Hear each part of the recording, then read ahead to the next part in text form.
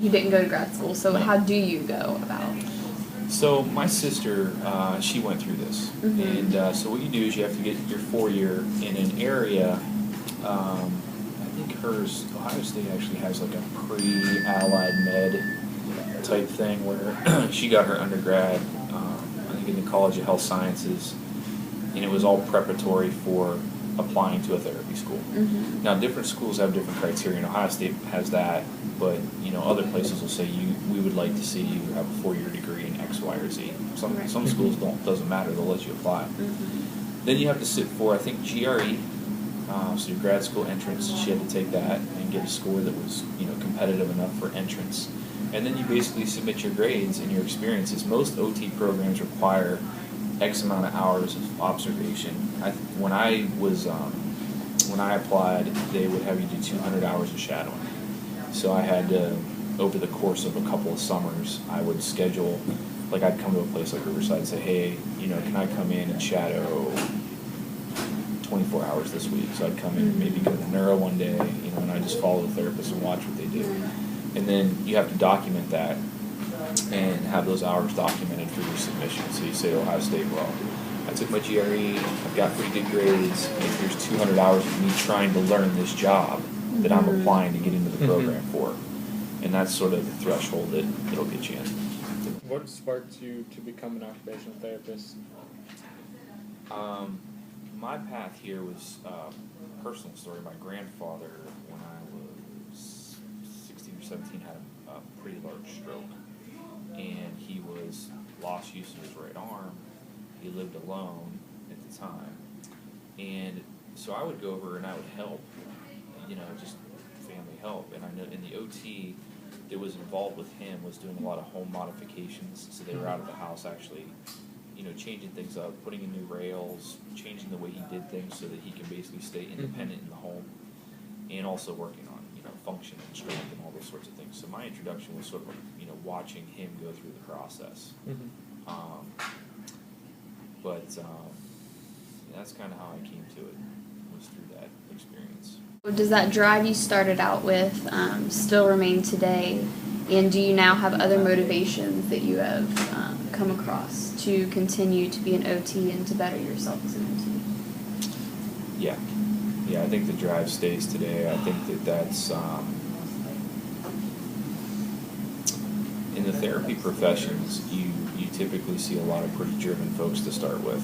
I mean, it's a lot of type A's and self-starters. They're intrinsically motivated. Physical therapists, a lot of them come from the athletic trainer arena. You know how those go. So OTs are a little bit different in that regard. But yeah, you have folks that are, when you go into a helping profession, you want to help, but they're also coming out of really good programs that are fostering a sense of paying attention to what's going on currently and making sure that you're staying up to practice.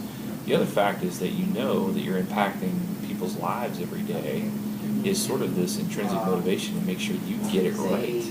Whereas I think if you compared it to like your rank and file 9 to 5, my father's a steel mill worker, and he kind of, if I asked him, do you still have motivation to go to work, he'd say, yeah, it's my paycheck.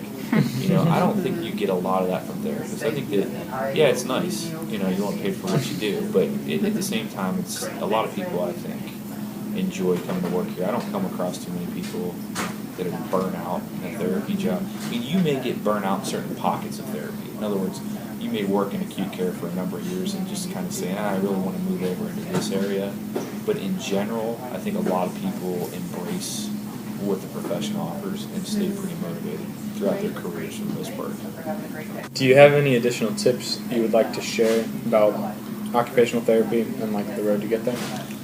I'd say it's a sound profession. I think that occupational therapists do a lot to impact people's lives across these areas of practice. It's serious business if you want to pursue it. It's not the easiest path through education, and like I said, when you do unpaid internships and those sorts of things, some type of people bristle at that. But I think it's an intensely rewarding profession.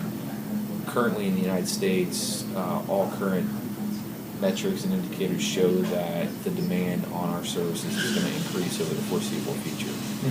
And along with the physical therapists, the baby boom generation, as population spike just leads to more consumption of our Mhm. services. There's also emerging areas with on the pediatric end where there's a lot of research going into, OTs integrated into school settings because my perspective, my wife is a teacher, is OTs can help teachers understand how kids learn. Everybody learns differently. Mhm. Certain people will sit there and look at a board and be able to internalize it right away. Other people have to be visual. Other people have to get up and they have to be tactile learners. So there's a lot of really cool things going on there.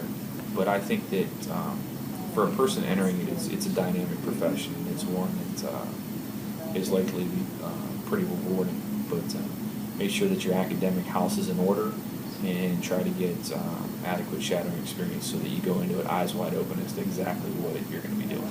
Mm-hmm. So that's it. Well, excellent. Thank you so much Yes. for your input. Thank you. Yeah, no problem. Yeah. Thanks.